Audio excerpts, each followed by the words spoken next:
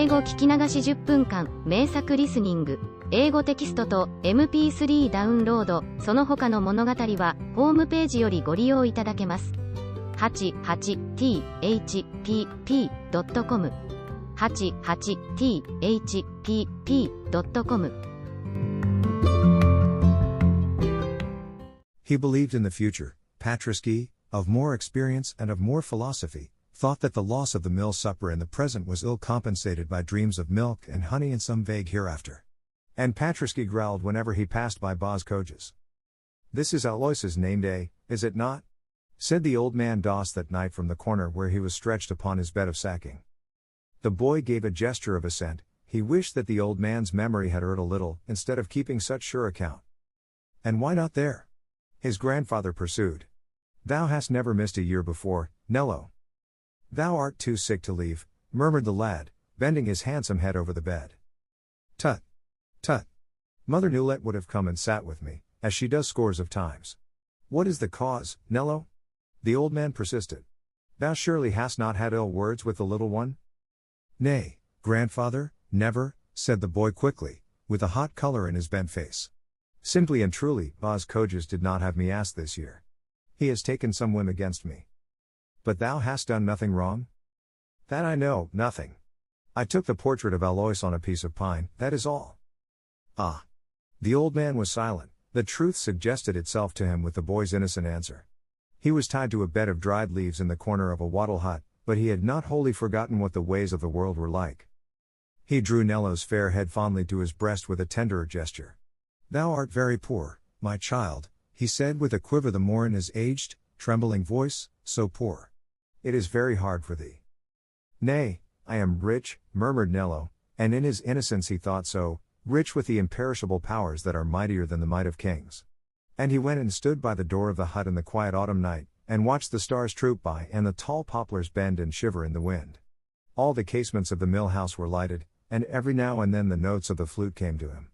The tears fell down his cheeks, for he was but a child, yet he smiled, for he said to himself, in the future.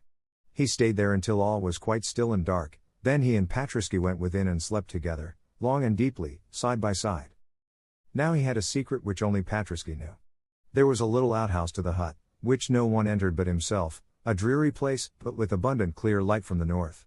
Here he had fashioned himself rudely an easel in rough lumber, and here on a great grey sea of stretched paper he had given shape to one of the innumerable fancies which possessed his brain. No one had ever taught him anything, colours he had no means to buy, he had gone without bread many a time to procure even the few rude vehicles that he had here, and it was only in black or white that he could fashion the things he saw. This great figure which he had drawn here in chalk was only an old man sitting on a fallen tree, only that. He had seen old Michel the woodman sitting so at evening many a time.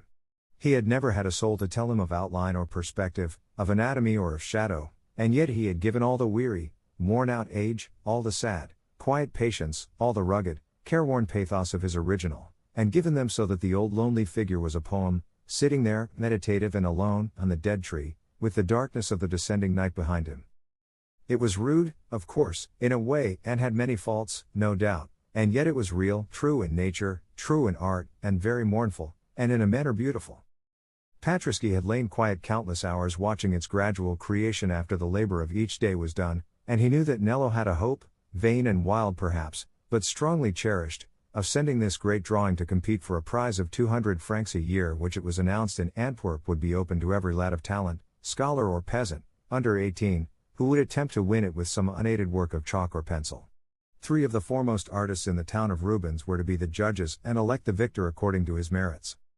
All the spring and summer and autumn Nello had been at work upon this treasure, which, if triumphant, would build him his first step toward independence and the mysteries of the art which he blindly, ignorantly and yet passionately adored. He said nothing to anyone, his grandfather would not have understood, and little Alois was lost to him. Only to Patriski he told all, and whispered, "Rubens would give it me, I think, if he knew." Patriski thought so too, for he knew that Rubens had loved dogs or he had never painted them with such exquisite fidelity, and men who loved dogs were, as Patriski knew, always pitiful. The drawings were to go in on the first day of December, and the decision be given on the 24th, so that he who should win might rejoice with all his people at the Christmas season. In the twilight of a bitter wintry day, and with a beating heart, now quick with hope, now faint with fear, Nello placed the great picture on his little green milk cart, and took it, with the help of Patraschi, into the town, and there left it, as enjoined, at the doors of a public building. Perhaps it is worth nothing at all. How could I tell? He thought, with the heart sickness of a great timidity. Now that he had left it there, it seemed to him so hazardous, so vain, so foolish, to dream that he, a little lad with bare feet, who barely knew his letters, could do anything at which great painters, real artists, could ever deign to look. Yet he took heart as he went by the cathedral. The lordly form of Rubens seemed to rise from the fog and the darkness, and to loom in its magnificence before him, whilst the lips, with their kindly smile, seemed to him to murmur, "Nay, have courage. It was not by a weak heart and by faint fears that I wrote my name for all time upon Antwerp." Nello ran home through the cold night, comforted. He had done his best, the rest must be as God willed, he thought, in that innocent, unquestioning faith which had been taught him in the little grey chapel among the willows and the poplar trees. The winter was very sharp already. That night, after they reached the hut, snow fell, and fell for very many days after that, so that the paths and the divisions in the fields were all obliterated, and all the smaller streams were frozen over, and the cold was intense upon the plains. Then, indeed, it became hard work to go round for the milk while the world was all dark, and carry it through the darkness to the silent town. Hard work, especially for Patraschi, for the passage of the years, that were only bringing Nello a stronger youth, were bringing him old age, and his joints were stiff and his bones ached often. But he would never give up his share of the labor. Nello would fain have spared him and drawn the cart himself, but Patraschi would not allow it. All he would ever permit or accept was the help of a thrust from behind to the truck as it lumbered along through the ice ruts. Patraschi had lived in harness, and he was proud of it. He suffered a great deal sometimes from frost, and the terrible roads, and the rheumatic pains of his limbs, but he only drew his breath hard and bent his stout neck, and trod onward with steady patience. "Rest thee at home, Patraschi, it is time thou didst rest, and I can quite well push in the cart by myself," urged Nello many a morning, but Patraschi, who understood him aright, would no more have consented to stay at home than a veteran soldier to shirk when the charge was sounding, and every day he would rise and place himself in his shafts, and plod along over the snow through the fields that his 4 round feet had left their print upon so many, many years. One must never rest till one dies, thought Patraschi, and sometimes it seemed to him that the time of rest for him was not very far off. His sight was less clear than it had been, and it gave him pain to rise after the night's sleep, though he would never lie a moment in his straw when once the bell of the chapel tolling 5 let him know that the daybreak of labor had begun. "My poor Patraschi, we shall soon lie quiet together, you and I," said old Jehan Doss, stretching out to stroke the head of Patraschi with the old withered hand which had always shared with him its one poor crust of bread, and the hearts of the old man and the old dog ached together with one thought: when they were gone, who would care for their darling? One afternoon, as they came back from Antwerp over the snow, which had become hard and smooth as marble over all the Flemish plains, they found dropped in the road a pretty little puppet, a tambourine player, all scarlet and gold, about 6 inches high, and, unlike greater personages when fortune lets them drop, quite unspoiled and unhurt by its fall. It was a pretty toy. Nello tried to find its owner, and, failing, thought that it was just the thing to please Alois. It was quite night when he passed the mill house. He knew the little window of her room. It could be no harm, he thought, if he gave her his little piece of treasure trove. They had been playfellows so long. There was a shed with a sloping roof beneath her casement. He climbed it and tapped softly at the lattice. There was a little light within. The child opened it and looked out half frightened. Nello put the tambourine player into her hands. "Here is a doll I found in the snow, Alois. Take it," he whispered, "take it, and God bless thee, dear." He slid down from the shed roof before she had time to thank him, and ran off through the darkness. That night there was a fire at the mill.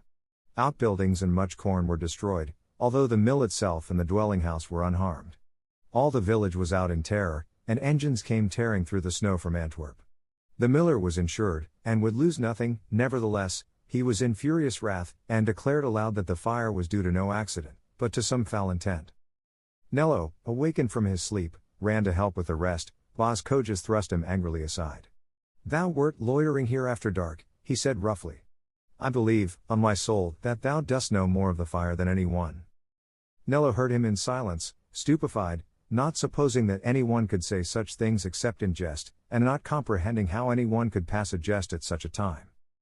Nevertheless, the miller said the brutal thing openly to many of his neighbors in the day that followed, and though no serious charge was ever preferred against the lad, it got bruited about that Nello had been seen in the mill yard after dark on some unspoken errand, and that he bore Bas Kojas a grudge for forbidding his intercourse with little Eloise, and so the hamlet, which followed the sayings of its richest landowner Servali, and whose families all hoped to secure the riches of Alois in some future time for their sons, took the hint to give grave looks and cold words to old Jihan Das's grandson. No one said anything to him openly, but all the village agreed together to humor the miller's prejudice, and at the cottages and farms where Nello and Patriski called every morning for the milk for Antwerp, downcast glances and brief phrases replaced to them the broad smiles and cheerful greetings to which they had been always used. No one really credited the miller's absurd suspicion, nor the outrageous accusations born of them, but the people were all very poor and very ignorant, and the one rich man of the place had pronounced against him.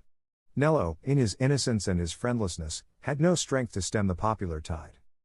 "Thou art very cruel to the lad," the miller's wife dared to say, weeping, to her lord.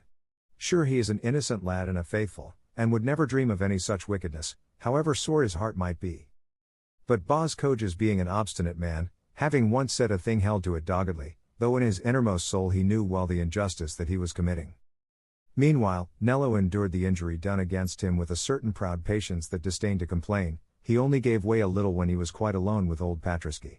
Besides, he thought, if it should win, they will be sorry then, perhaps. Still, to a boy not quite 16, and who had dwelt in one little world all his short life, and in his childhood had been caressed and applauded on all sides, it was a hard trial to have the whole of that little world turn against him for naught.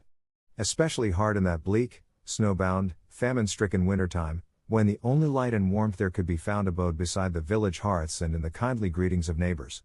In the winter-time all drew nearer to each other, all to all, except to Nello and Patriski, with whom none now would have anything to do, and who were left to fare as they might with the old paralyzed, bedridden man in the little cabin, whose fire was often low, and whose board was often without bread, for there was a buyer from Antwerp who had taken to drive his mule in of a day for the milk of the various dairies, and there were only 3 or 4 of the people who had refused his terms of purchase and remained faithful to the little green cart.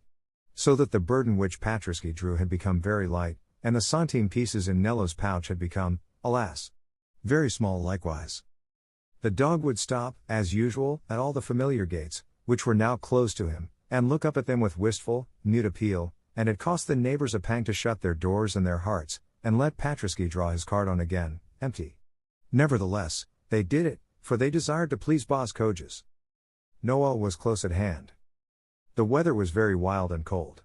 The snow was 6 feet deep, and the ice was firm enough to bear oxen and men upon it everywhere. At this season the little village was always gay and cheerful.